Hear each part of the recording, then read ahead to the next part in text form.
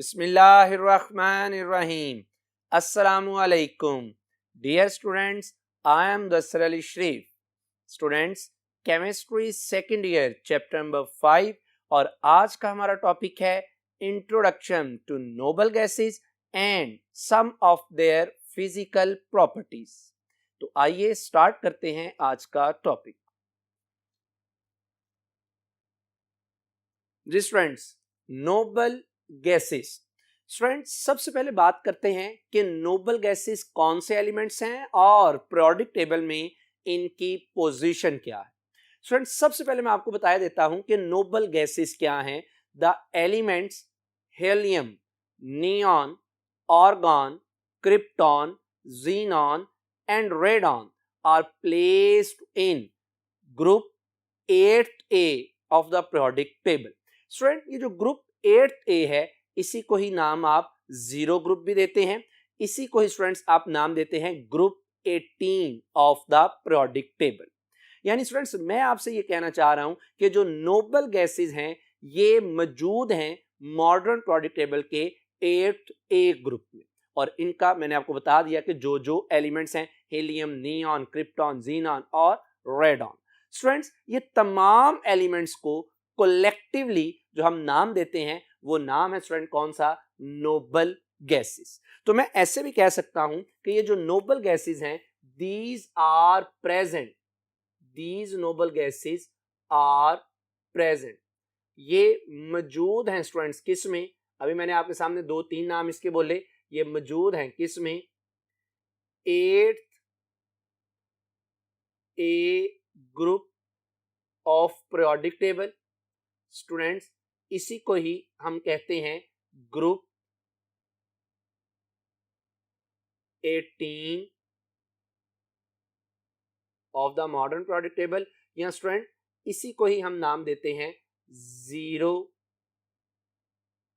Group of modern periodic table. तो ये तीनों नाम एक ही फैमिली के लिए यूज होते हैं और उस फैमिली का नाम क्या है? Nobel gases. स्टूडेंट्स, अगर आप मॉडर्न पीरियोडिक टेबल को देखें तो आपको फील होगा कि जो मॉडर्न पीरियोडिक टेबल में एक्सट्रीम राइट साइड है that consist on group 8A elements यानी नोबल गैसेस। स्टूडेंट्स, अब मैं ना आपसे एक बड़ा ही इंटरेस्टिंग फैक्ट स्टडी करने जा रहा हूं। वो फैक्ट क्या है स्टूडेंट? कि मैं आपसे ये बात करने लगा हूं the existence of noble gases is naturally expected. यानी मॉडर्न पीरियोडिक टेबल में नोबल गैसेस का एग्जिस्ट करना और नोबल गैसेस का एक्सट्रीम राइट पर आना ये एक नेचुरल बात थी, नेचुरल एक्सपेक्टेशन थी। सर कैसे ये नेचुरल एक्सपेक्टेशन थी? मेरा बेटा, अगर आप मॉडर्न पीरियोडिक टेबल को देखें तो नोबल गैसेस 8A ग्रुप से पहले वाला जो ग्रुप है that is 7th A group, these are called halogens and halogens are the most electronegative element in the periodic table. They are the most non-metallic. और students, अगर आप Nobel gases के बाद वाला ग्रुप देखें तो वो ग्रुप कौन सा है? फर्स्ट A ग्रुप, जिन्हें आप अल्कली मेटल्स बोलते हैं। They are highly electropositive element और they are the most reactive metals in the periodic table.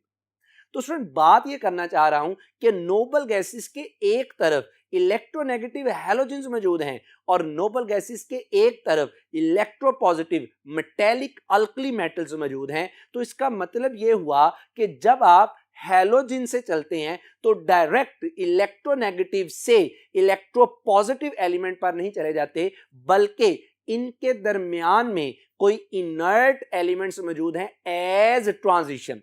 यहां पे मैं ट्रांजिशन का मतलब यूज कर रहा हूं, ट्रांजिशन का वर्ड यूज कर रहा हूं जिसका मतलब है चेंज। यानी जो हैलोजेंस हैं, जो नोबल गैसेस हैं, sorry students, noble gases exist intermediate between halogens and alkali metals, जैसा कि आप देख सकते हैं। यानी हैलोजेंस मोस्ट इलेक्ट्रोनेगेटिव, फिर आप नोबल गैसेस से होते हुए जो इंटरमीडिएट के तौर पे काम कर रहा है आप मूव कर जाते हैं most electropositive elements of the periodic table. तो ये इंटरमीडिएट पोजीशन को क्या करती हैं? ऑक्युपाई करती हैं। स्टूडेंट्स, और अगर मैं आपसे इंटरेस्टिंग बात करूं तो जो नोबल गैसेस हैं ये पीरियोडिक टेबल का वो वाहिद ग्रुप है in which all the members are gases. ये पीरियोडिक टेबल का वो वाहिद ग्रुप है जिसमें तमाम के तमाम मेंबर्स क्या होते हैं स्टूडेंट, गैसियस फॉर्म में होते हैं।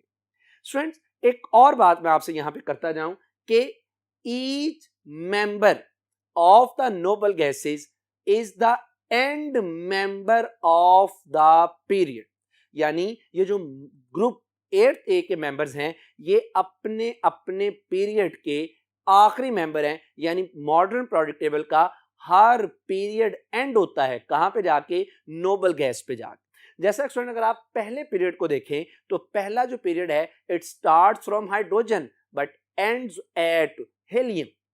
स्टूडेंट्स अगर आप सेकंड पीरियड की बात करें तो अगेन ये स्टार्ट होगा फर्स्ट डे अल्कली मेटल से यानी लिथियम से और एंड पे जाके होगा किस पे, नियॉन यानी नोबल गैस पे। इसी तरह थर्ड पीरियड में हमारे पास क्या है, एंड पे आर्गॉन एंड सोन। सो हर पीरियड मॉडर्न पीरियोडिक टेबल का एंड होता है with the noble gas. Students मैं आपको यहां पे एक और बात जो क्लियर करना चाहता हूं कि जो नोबल गैसेस हैं इनमें helium, neon, argon, krypton, xenon they are stable elements, लेकिन जो रेडॉन है it is radioactive element. ये क्या है, हाईली रेडियो एक्टिव एलिमेंट है among the noble gases. Noble gases में ये सबसे ज्यादा रेडियो एक्टिव एलिमेंट। स्टूडेंट्स अब मैं आपसे बात करना ये चाह रहा हूं कि ऑल नोबल गैसेस, जितनी भी नोबल गैसेस हैं, all noble gases are colourless. ये सारी की सारी नोबल गैसेस कलरलेस हैं। दीज आर ऑर्डरलेस यानी इनकी कोई बू नहीं। एंड स्टूडेंट्स याद रखिएगा all these exist as monoatomic molecules. ये जितनी भी नोबल गैसेस हैं all these exist as monoatomic molecules, यानी इनका जो मॉलिक्यूल है वो एक एटम पे क्या होता है, मुश्तमिल होता है। स्टूडेंट्स अगली जो बात आपसे मैं करना चाह रहा हूं वो ये है कि जो नोबल गैसेस हैं, नोबल गैसेस एक्सेप्ट रेडॉन, अब जो बात करने जा रहा हूं वो क्या है, एक्सेप्ट रेडॉन, ये क्या है, माइनर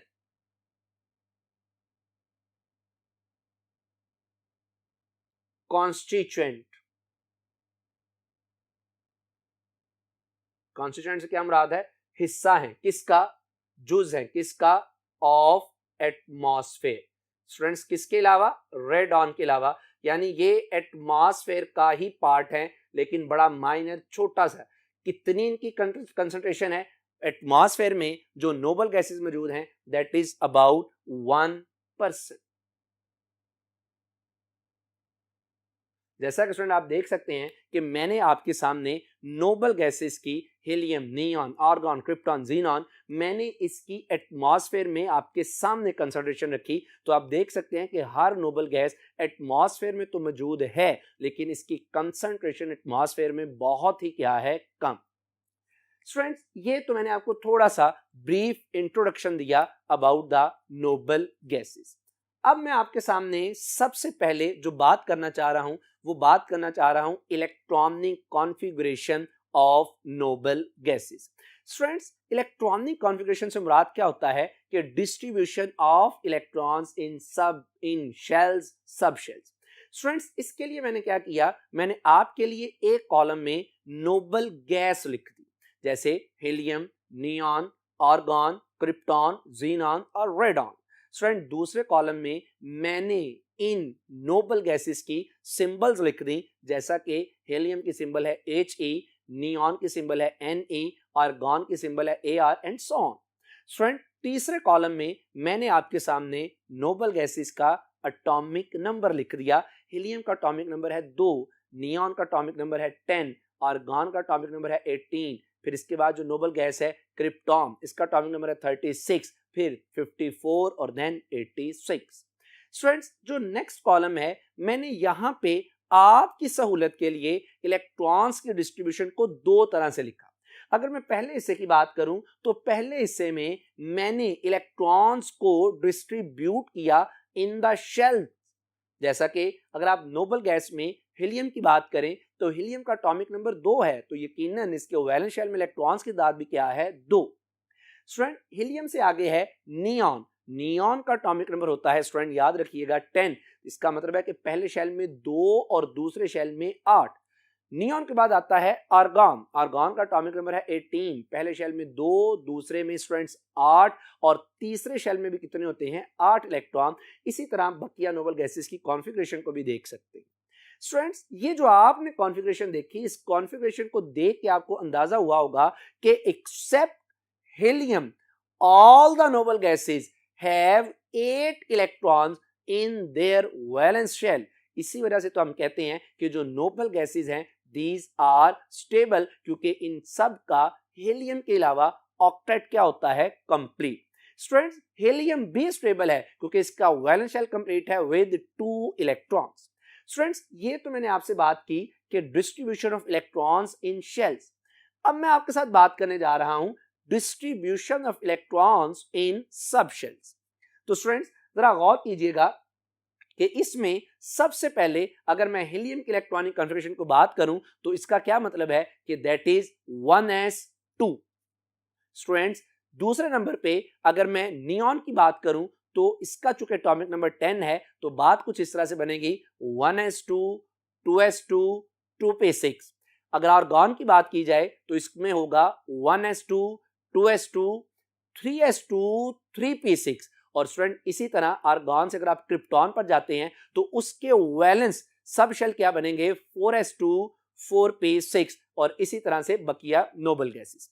अब स्टूडेंट्स अगर आप इस इलेक्ट्रॉनिक कॉन्फ़िगरेशन को देखें तो आपको इलेक्ट्रॉनिक कॉन्फ़िगरेशन देख के अंदाजा हुआ होगा कि except helium all the noble gases neon argon krypton xenon radon all the noble gases have 2 electrons in their valence s subshell and 6 electrons in their valence p subshell।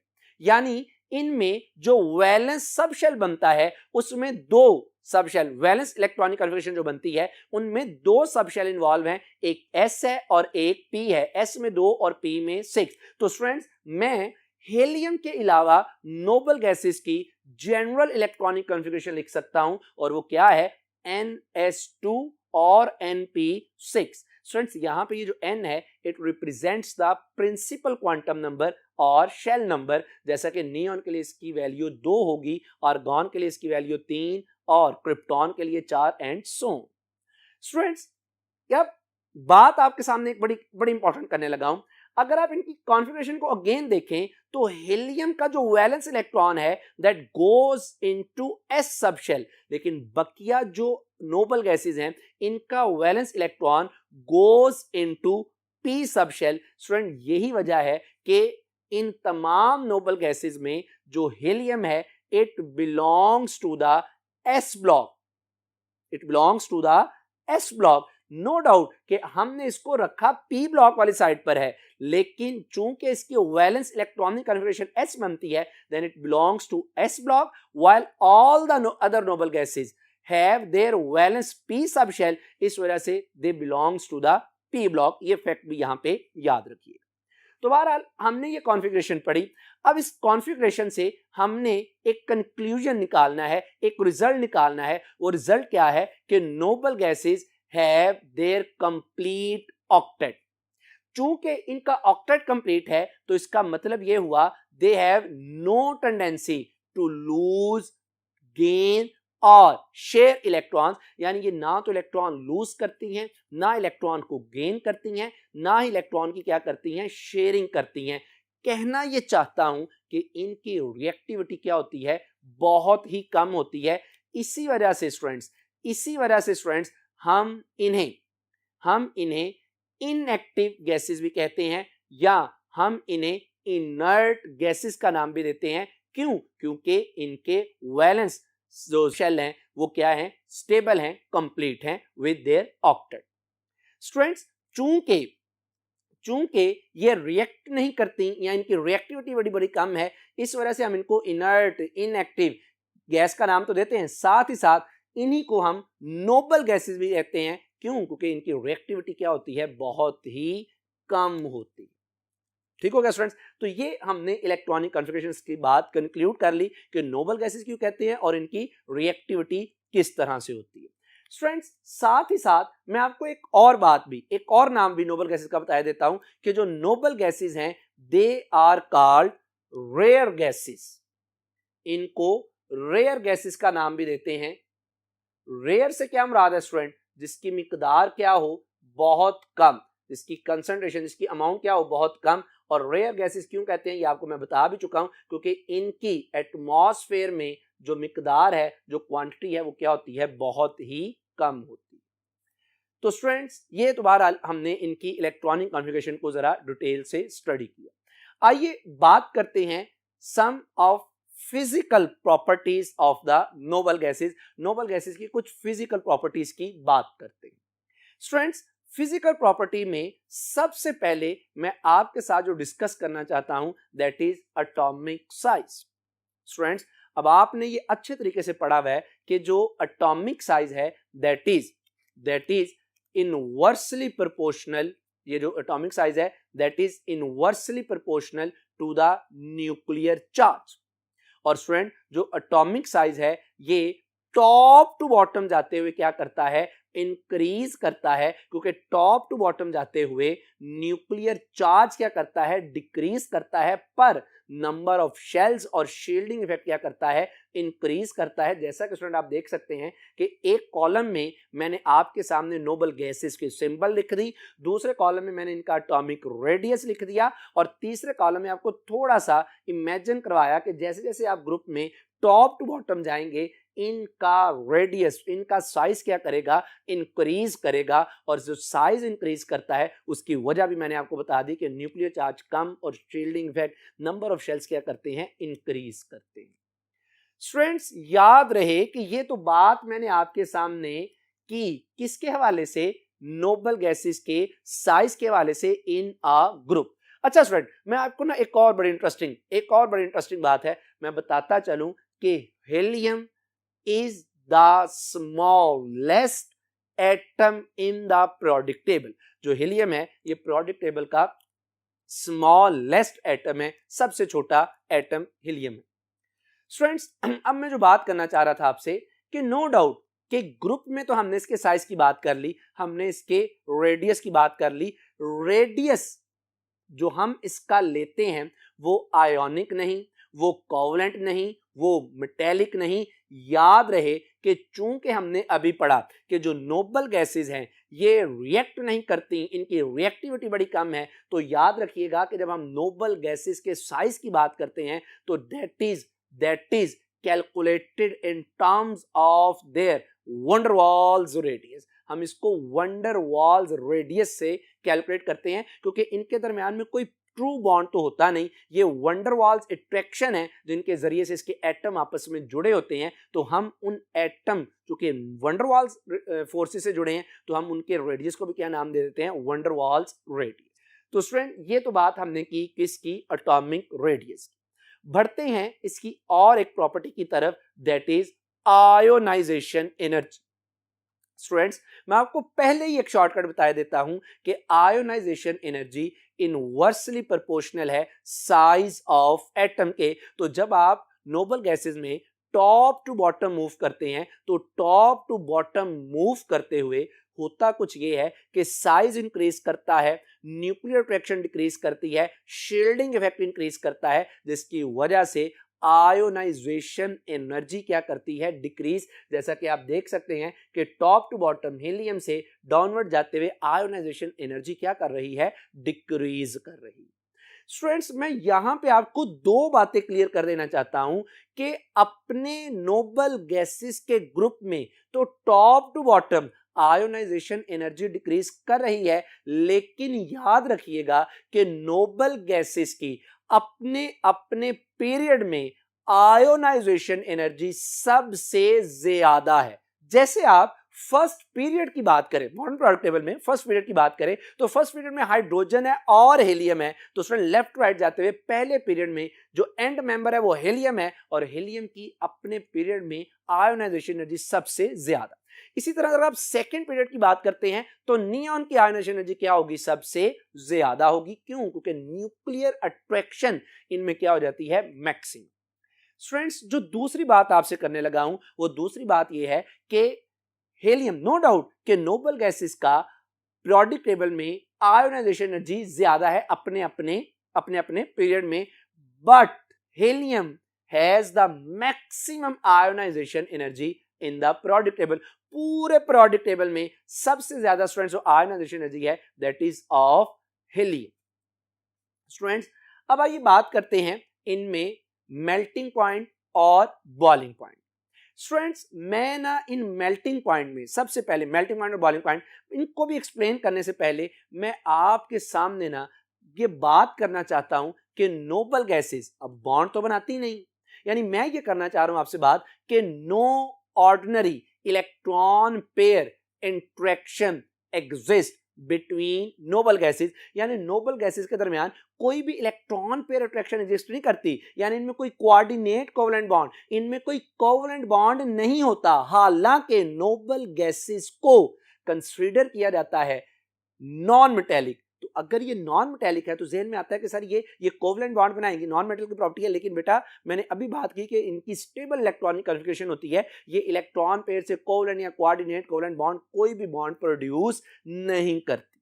तो इसका मतलब ये हुआ कि इनके एटम्स के दरमियान में जो फोर्सेस होंगी वो फोर्सेस कौन सी हैं, these are weak van der Waals forces. और अगर मैं वंडरवॉल फोर्सेस में भी बात करूं स्टूडेंट्स तो इनमें जो नोबल गैसेस की आपस के एटम की बात कर रहा हूं तो इनमें जो फोर्सेस होंगी वो लंदन डिस्पर्शन फोर्सेस होंगी। यानी बात ये तय हुई कि सर जो नोबल गैसेस में जो एटम्स के दरमियान में फोर्सेस हैं these are weak van der Waal forces, और स्पेसिफिकली मैंने आपसे बता दिया कि वो फोर्स कौन सी है, लंदन डिस्पर्शन फोर्स।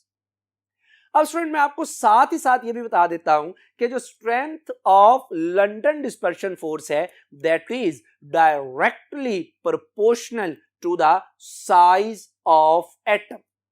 जितना एटम का साइज ज्यादा होगा, या मैं इसको अगर मैं इसको और आसान कर दूं तो याद रखिएगा कि strength of London dispersion forces directly proportional है पोलराइजेबिलिटी।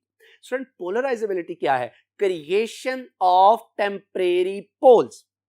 तो जितनी पोलराइजेबिलिटी ज्यादा होगी मतलब उसमें पोल्स, पॉजिटिव नेगेटिव पोल्स उतने ज्यादा होंगे, स्ट्रेंथ ऑफ लंदन फोर्स यानी वंडरवॉल फोर्सेस क्या होगी, उतनी ज्यादा। अब ये जो पोलराइजेबिलिटी है ये याद रखिएगा ये डायरेक्टली प्रोपोर्शनल है साइज ऑफ एटम के। तो जितना एटम का साइज ज्यादा, पोलराइजेबिलिटी ज्यादा और लंदन डिस्पर्शन फोर्सेस भी क्या होंगी, ज्यादा।